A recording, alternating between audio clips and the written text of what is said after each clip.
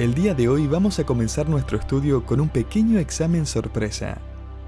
Lo que me gustaría que usted haga es simplemente completar la frase con la primera cosa que se le venga a la mente. ¿Listo? Aquí vamos. Noé y el arca, ¿cierto? Zaqueo subió a un árbol sicómoro. Daniel y el foso de los leones. Adán y Eva. Agitofel y... Es broma, yo tampoco sé qué decir. Jonás y el gran pez. Parte del problema que tenemos con estas historias bíblicas es que solo las estudiamos superficialmente. Nos concentramos en lo extraordinario, lo sensacional, pero, querido oyente, hay mucho más acerca de Noé que el arca que construyó. Hay muchísimo más en la vida de Daniel que el foso de los leones. Hay mucho más acerca de Zaqueo que su aventura trepando un árbol. Y de la misma manera hay mucho más que podemos decir de Jonás que el hecho que se lo tragó un pez. La verdad es que cuando pensamos en Jonás, automáticamente se nos viene a la mente una ballena. Es como si el profeta solo fuera el protagonista de una fabulosa historia de pesca. En menos de 50 versículos que tiene el libro de Jonás, leemos de una gran tormenta en el mar, la conversión de un grupo de marineros idólatras, un rescate milagroso, una canción de alabanza, el arrepentimiento de una nación malvada, la revelación de la relación de Dios con los gentiles incrédulos, un judío desobediente y el poder de Dios sobre la creación usando el viento, un pez, una calabacera y hasta un gusano para llevar a cabo sus propósitos. El libro de Jonás es en varias maneras un microcosmo, es decir, una pequeña representación de la relación y la soberanía de Dios sobre toda la creación, todos los reinos, toda la historia. Normalmente uno no piensa en Jonás y el avivamiento nacional más grande de la historia de la humanidad, que justamente ocurrió después del sermón más corto jamás predicado. No pensamos en Jonás y la misericordia de Dios. No tendemos a pensar en que Jonás fue el primer misionero en la historia de la humanidad enviado por Dios a una nación gentil. Nunca nos ponemos a pensar en el hecho que él es el único profeta enviado al extranjero con un mensaje de arrepentimiento. Es más, no pensamos de Jonás como la señal de la resurrección de Cristo. Querido oyente, el libro de Jonás es mucho más que la historia de un gran pez. Con razón, Satanás a través de la historia ha intentado convertir el libro de Jonás en solo un objeto de burla. Por siglos el típico profesor liberal ha intentado desacreditar y ridiculizar y destruir la credibilidad del libro de Jonás. Y como sé que varios en la audiencia han tenido que lidiar con eso, o van a estudiar en escuelas o universidades en las que los profesores van a poner en tela de juicio la historia de Jonás, me gustaría darle ahora 5 de las objeciones más comunes en contra de este libro. Primero, los incrédulos critican la abundancia de milagros en el libro de Jonás. Ahora, francamente, uno espera que eso suceda. Ellos no creen que Dios envió a un gran pez para que se tragara a Jonás. De hecho, ni siquiera creen que Dios haya creado a los peces para comenzar. Así que, ¿cómo podemos esperar que crean que Dios mandó a un pez? Si no creen que Dios haya creado a las plantas y animales en Génesis 1, ¿cómo podemos esperar que crean en Jonás capítulo 1? Mire, uno nunca va a poder convencer a un incrédulo del poder de Dios hasta que éste haya depositado su fe en Cristo. Hasta ese entonces, tal como dijo Pablo en 1 Corintios 2:14, el hombre natural, es decir, inconverso, no percibe las cosas que son del Espíritu de Dios. Segundo, los incrédulos creen que el libro de Jonás es un cuento de hadas por la singular misión que Jonás recibió. Los eruditos liberales señalan que Dios nunca habría mandado a un profeta judío a una nación gentil. Así que este debe ser un cuento para que los judíos se sientan bien de sí mismos. Sin embargo, el hecho de que Dios no hubiera mandado a un profeta a una nación gentil no quiere decir que nunca lo iba a hacer. Y es más, existen precedentes bíblicos de Dios obrando en otras naciones antes de Jonás. Tanto el profeta Elías como Eliseo, bajo dirección divina, interactuaron con reyes paganos. Así que el hecho de que Jonás fuera enviado como un mensajero especial a un pueblo pagano no es algo difícil de imaginar.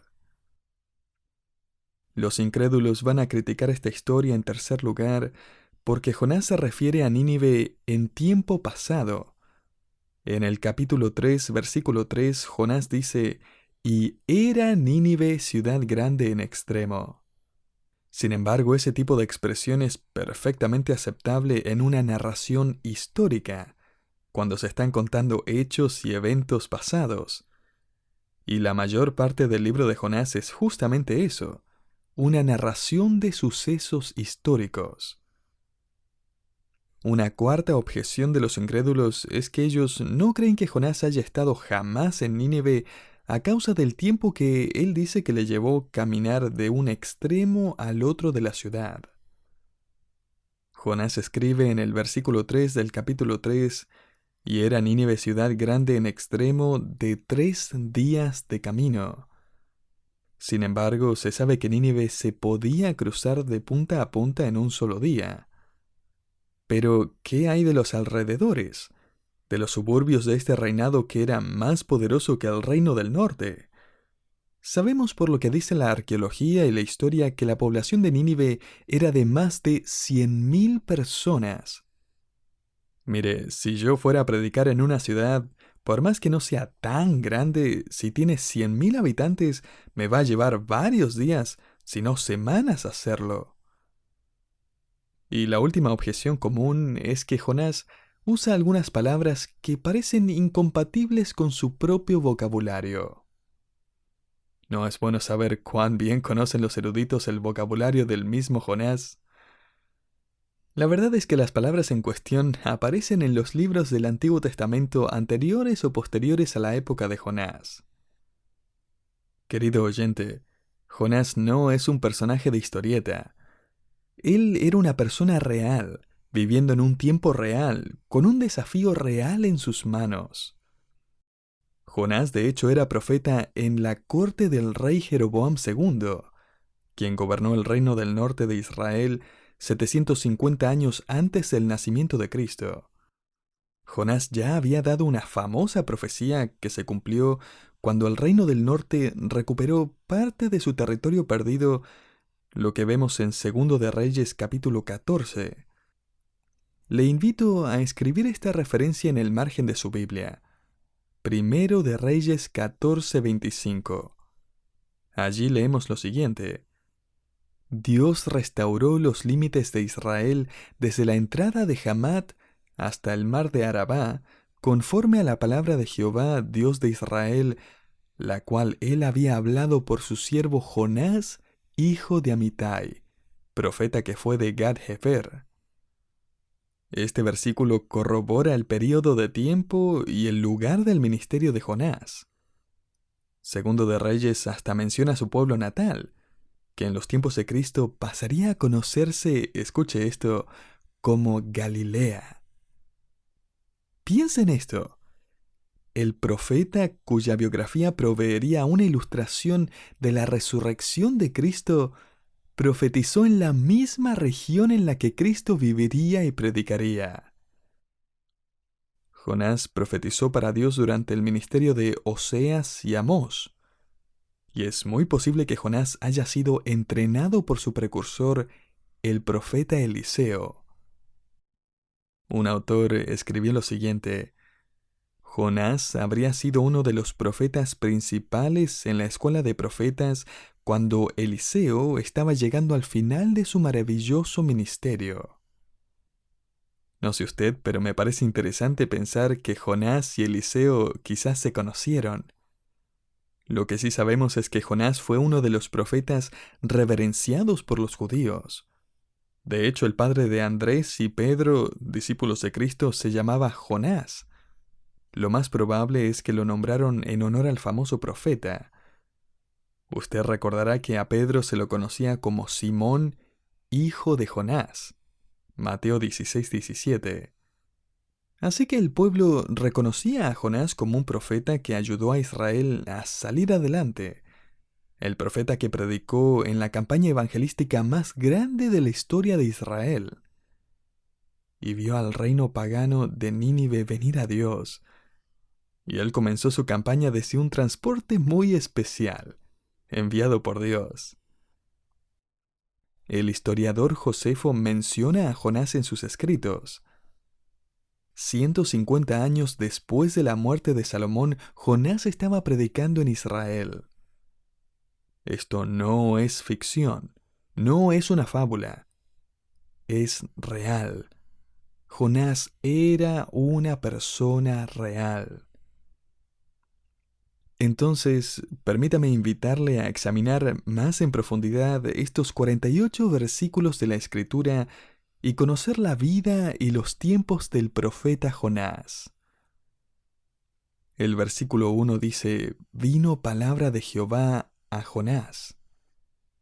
Ahora, siempre que leemos que la palabra de Jehová vino a alguien, eso quiere decir que esa persona era un verdadero profeta de Dios. Los falsos profetas afirmaban hablar de parte de Dios, o que habían recibido un mensaje de Dios. Sin embargo, los falsos maestros cuando hacen esto simplemente están usando el nombre de Dios en vano. Que la palabra de Jehová viniera a alguien era una marca de autenticidad. Esa persona era un verdadero profeta, o bien esa persona debía llevar a cabo una misión especial de parte de Dios.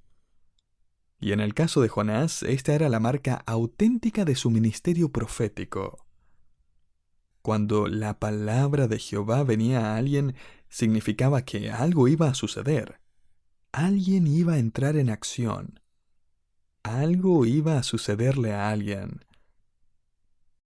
Note que aquí, en el libro de Jonás, no se nos dice mucho acerca de este profeta. No leemos nada acerca de su lugar de nacimiento, ni su ministerio previo. Es más, no hay presentación alguna. No hay ni siquiera una introducción. Ni siquiera sabemos cómo fue que la palabra de Jehová vino a Jonás. ¿Fue un sueño, una visión, una voz, un ángel? No lo sabemos. No hay detalles. Solo se nos dan los hechos. Quizás usted haya descubierto que todo lo que sucede en este libro sucede bien rápido. Todo lo que no es indispensable queda afuera. Ahora note lo que dice el resto del versículo 1. Vino palabra de Jehová a Jonás, hijo de Amitai. Y quizás se pregunte, ¿quién es Amitai? Tal como le acabo de decir, no lo sabemos. Y tampoco es importante para el resto de la historia. No obstante, sí me gustaría mencionar el significado bien interesante de estos dos nombres, que nos dan una idea del drama que se va a desarrollar. El nombre Jonás es la palabra hebrea para paloma. Era común que los hebreos nombraran a sus hijos con nombres de animales, esperando que el niño creciera y exhibiera las mejores características de su nombre. La paloma era conocida por su gracia, por su vuelo, el hecho que era inofensiva, y por sobre todas las cosas, por ser un símbolo de la paz.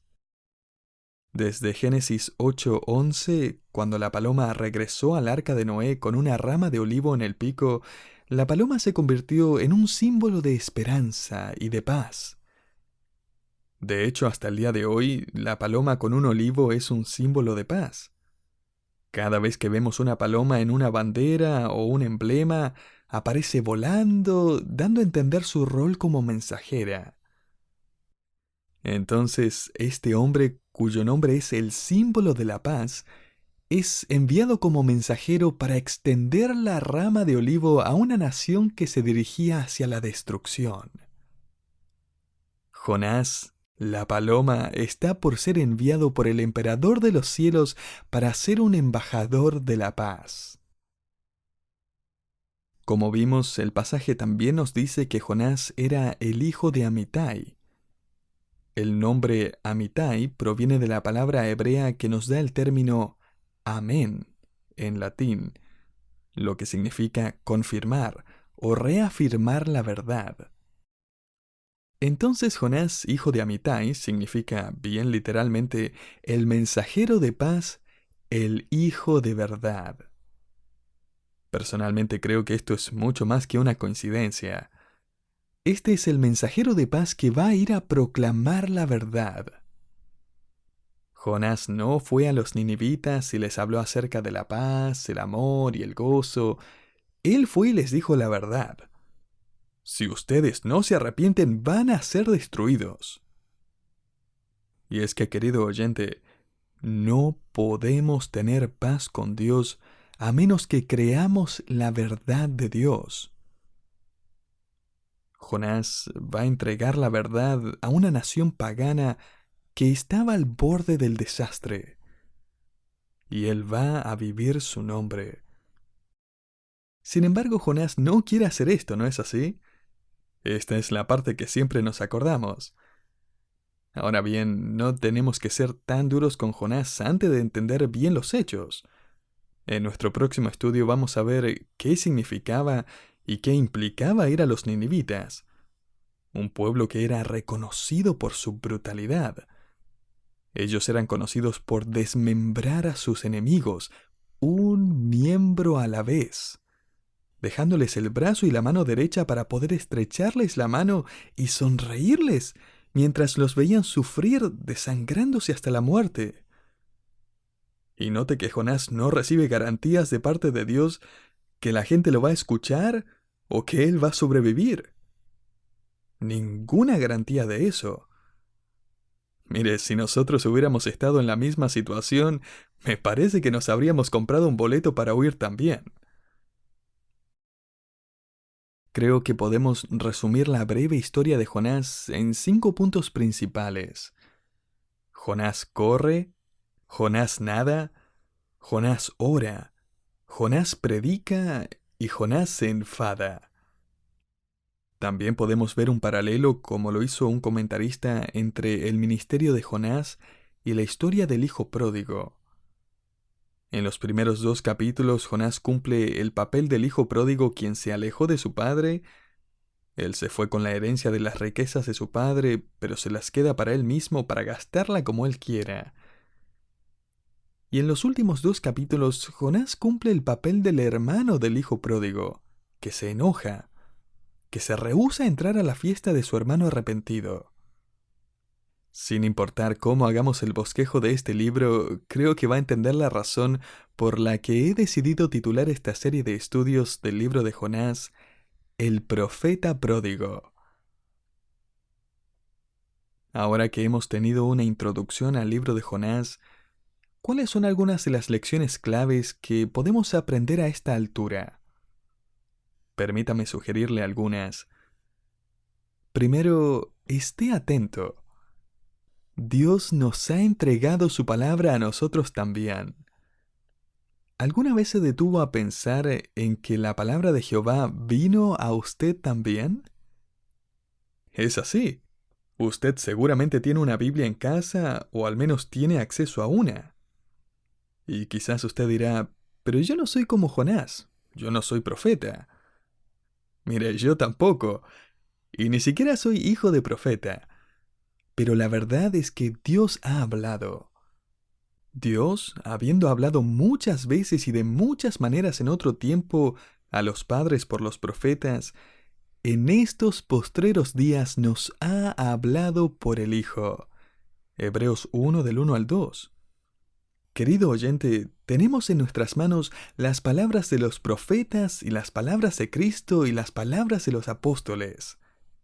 Y estas son útiles para enseñar, para redarguir, para corregir, para instruir en justicia, a fin de que el hombre de Dios sea perfecto, enteramente preparado para toda buena obra. 2 Timoteo 3, del 16 al 17. Dios ha hablado. Así que esté atento a lo que Él le diga por medio de su palabra. Esta lo va a equipar de por vida. En segundo lugar, ánimo. Dios puede usar a cualquiera para llevar a cabo su voluntad. Vamos a ver a Dios usando a marineros paganos, una tormenta en medio del mar, una planta, un gusano y hasta un profeta cabeza dura. Esta es la gracia de Dios. Hasta este profeta cabeza dura fue escogido por Dios para producir un avivamiento nacional. Así que esté alerta y animado. Pero en tercer lugar, tenga cuidado. La obediencia pasada no garantiza obediencia futura. Estoy de acuerdo con los comentaristas que creen que Jonás era un hombre ya viejo cuando sucedieron estas cosas. La gran prueba para Jonás estaba reservada para sus últimos años. Una situación muy similar a la del profeta Daniel, quien tenía más de 80 años de edad cuando fue arrojado al foso de los leones. Mire, Jonás había servido a Dios por años. Había estado en contacto con Eliseo y seguramente enseñó en la escuela de profetas. Nadie se habría sorprendido al escuchar que Jonás había sido escogido para esta misión tan riesgosa y difícil de parte de Dios. Jonás parecía ser el hombre indicado. Francamente creo que Jonás se hubiera avergonzado de saber que 3000 años más tarde, creyentes como nosotros se pondrían a escudriñar sus acciones, emociones, su orgullo, sus temores, sus fracasos. Pienso que se habría avergonzado de saber que nosotros íbamos a analizar cada rincón de su biografía. Piénselo, Jonás tenía años de servicio fiel como profeta de Dios y solo tenemos un versículo que nos lo declara, en 2 de Reyes.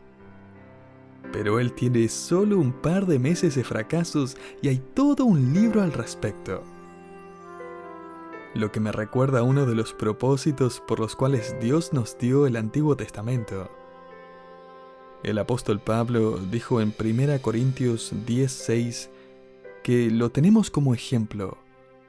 En otras palabras, estas historias y biografías nos van a enseñar lo que no debemos hacer y lo que sí debemos hacer. Estoy agradecido de que Dios no nos dio un libro acerca de los éxitos de Jonás y solo un versículo acerca de sus fracasos.